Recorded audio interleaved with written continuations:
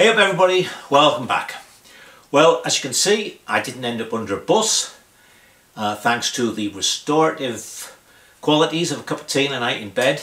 I came out this morning and I checked around with my bits and pieces, and of course I have some various concentric carbs. The monoblock that should go on here is a 1 1/16, and the ones that go on the Bs are 250s are 28mm, which is just slightly over 1 1/16. So I pulled one of those out, checked that I had everything, cleaned it all up, and the monoblock should have had a 30 pilot jet. I have a 30 pilot jet in this concentric. It should have a 106 needle jet. I have a 106 needle jet in this. It should have a number 3 slide, no, 3.5 slide, and I only had number 3 slides, but you know, close enough for the moment. And it should have a 250 main jet, and the closest I had to that was 270. But I seem to remember that you use a slightly bigger jet for a concentric on the same application than for a monoblock. Anyway, it'll be enough to get us started and we can tune it in. And the thing is, it puts us in a non-catastrophic situation. So let me bring you in and show you. There we are with our concentric on. Everything still fits all right. I can get it in, I can get the hose in, and as you can see, look, lots of room there. It's amazing how big the monoblocks are compared with the concentrics. But anyway, we are back on track the way we should be. So we can come now to the wiring. All right, I just couldn't resist it. I was so close, I had to have a look. What do you think? I'm quite happy with the way that's coming along. Alright, enough of that, let's get back on and do some work. Thought we'd put the battery in next, working on the let's get all this side finished principle. I can just put the necessary wires on and poke them through, and then we're working on the other side. Right, this is, say we're going to 12 volt. So this is the closest size I could find, and you see that when that's on, there's space there. I'd also like to have it sitting on something to help with the vibration. Sides, a little bit of rubber I think will do there. But to pack it out, what I've found really good is this stuff. What this is actually is, I don't think you can see all of it in one go. It's a kneeling pad for in the garden, and I use this for doing the saddles on the trials bikes, because I've just taken this little bit out. It's really dense, it's waterproof of course, and it cuts very easily, and it's just, funnily enough, it's just about the right thickness, look, to squish into there and hold that nicely. So I don't know whether to put thickness behind and just have a little piece of rubber on the front, or whether to put a piece in like that. No, I think I'll put it behind, and we'll put some of it underneath. Let's see, get away without. Yep, still plenty of room, so I can put a nice thing at the bottom. So let me cut this and I'll show you how easily it cuts. There you go.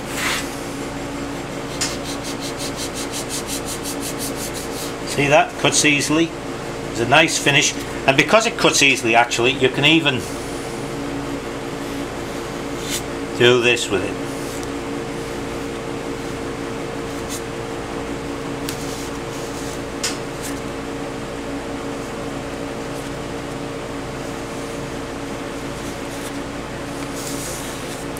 There.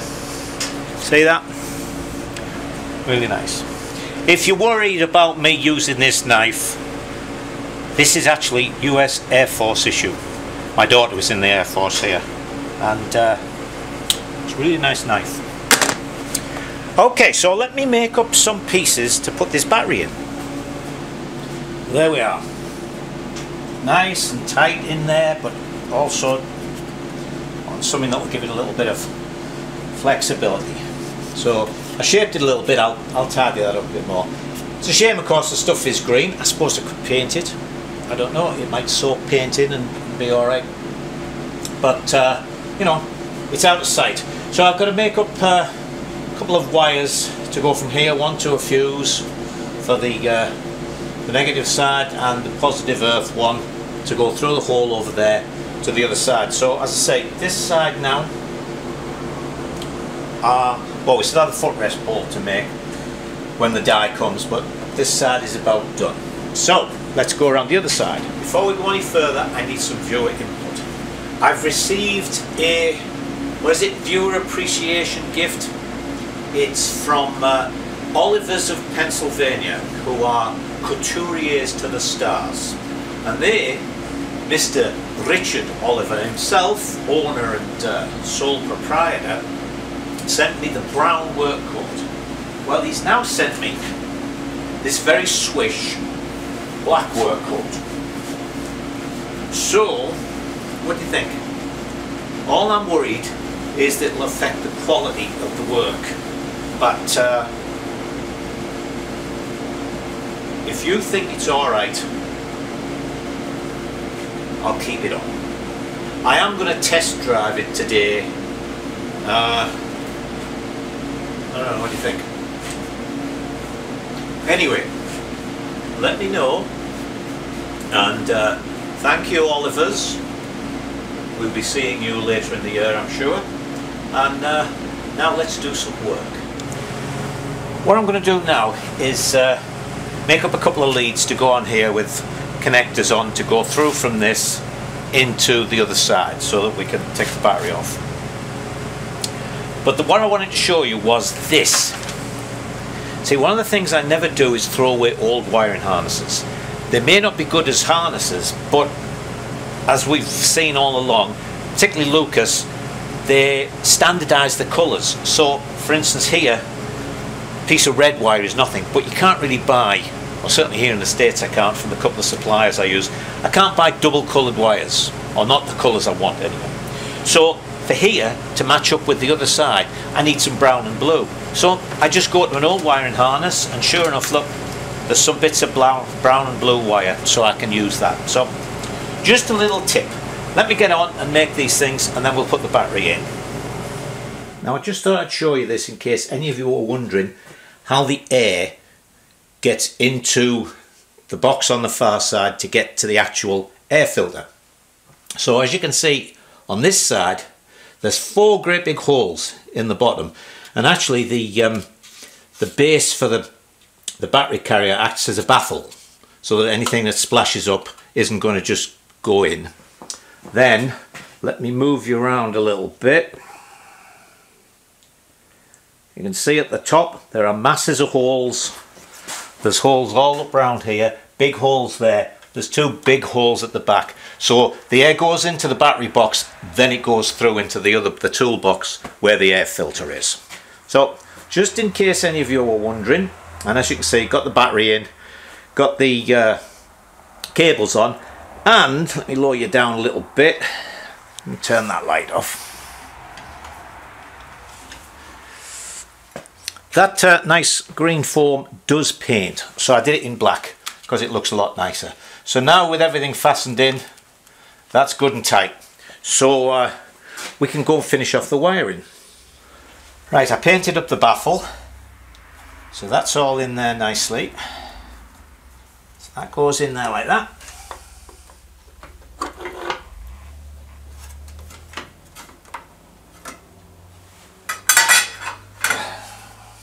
And that goes on.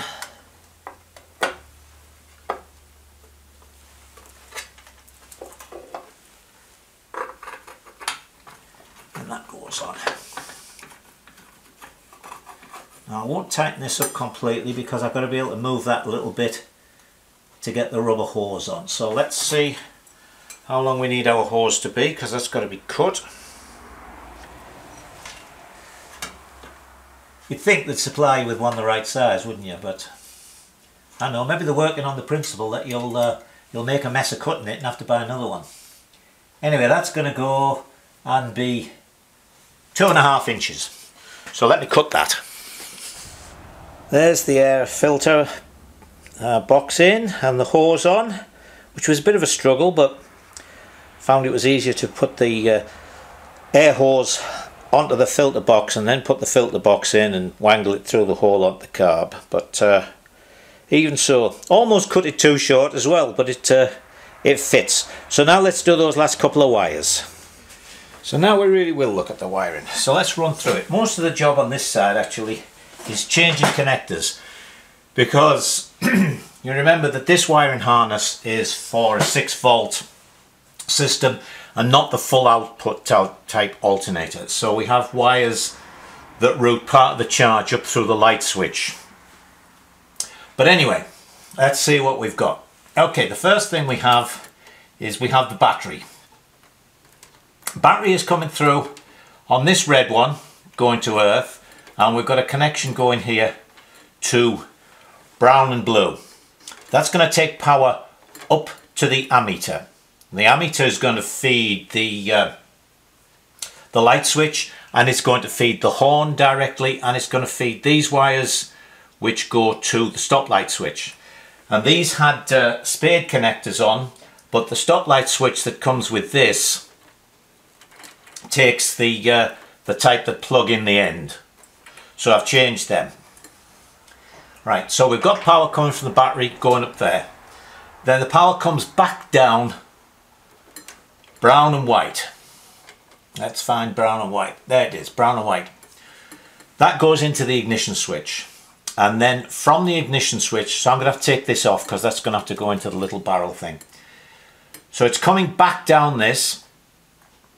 That is going to feed the white, which is going to be power to the ignition coils. And it's also going to be connected to this slightly odd coloured one, brown and sort of purple, which is the output from our voltage regulator, which would be output from rectifier normally. Then also connected to the switch is a black and white, and black and white of course is ignition circuit. So this is the black and white that goes to the coil, and what that's for is the emergency circuit, because on this switch there's 3 positions. There's off, there's on when you're feeding power to the ignition and getting in the charge to go back up through the switch and up through the alternator, through the ammeter, so you know your needle moves and everything. But this one is for the emergency circuit. As I say, there's another position there. The third position is you turn it and you route alternator direct power from the alternator and through the rectifier into the ignition circuit, and that's the emergency circuit to start when your battery's flat.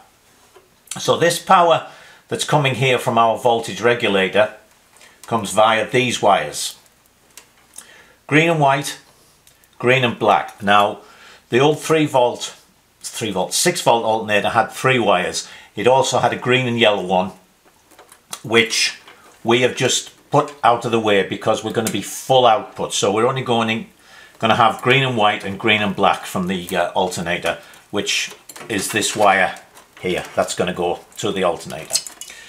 So what we're going to connect to this, and because this had spade connectors, I put male spades on the end, is going to be 2 yellows.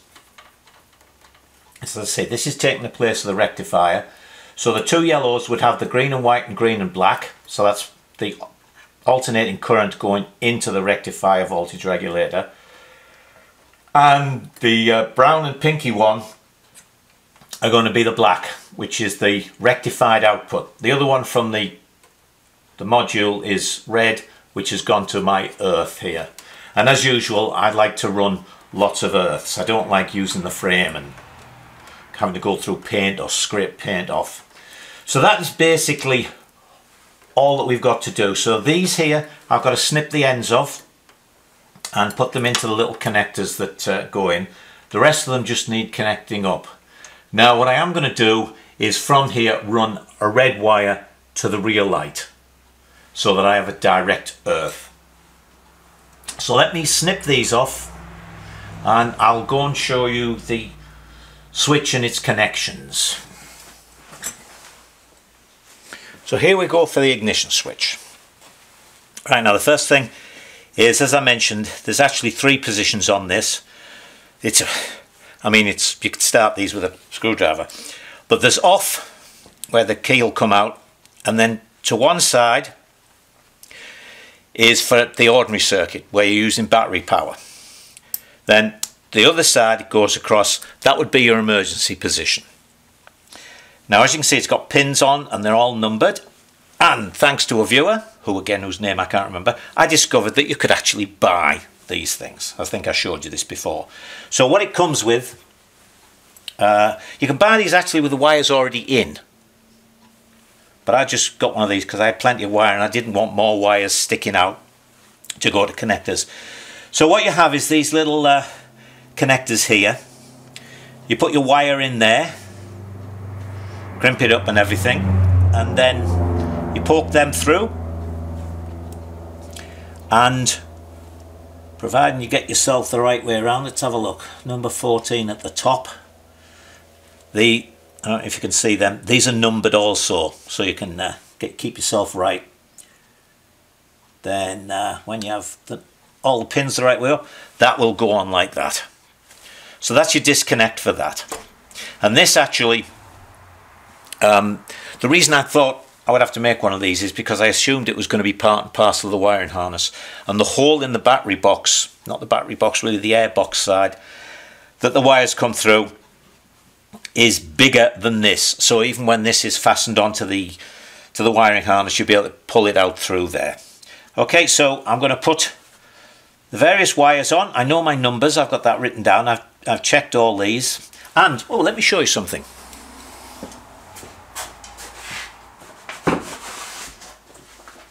I got this from my supplier here. Let me open you out a little bit.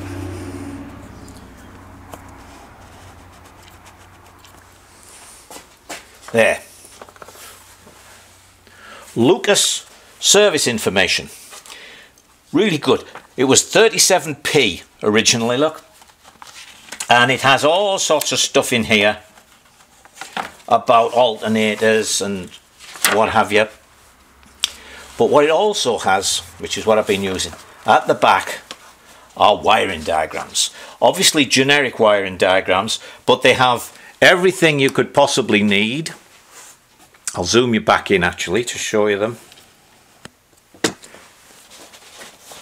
So this one, see, is typical 6-volt system with 88 SA ignition and light switches.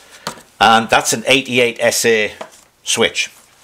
So I was able to not only see all the wiring, but over here it shows you the connections for the various switch positions. Light switch, ignition switch. And there's 6-volt, there's 12-volt, there's ET system. Really good book. Okay, let me put this switch together. So there's all our wiring inside this box done. Batteries connected. We've got our 3 wires put into here. So as I say, with it switched off, you still have the horn, and actually this is live as well, and it's feeding the lights. Let me show you that so you believe me. Get ready now, don't get queasy. You're still alright?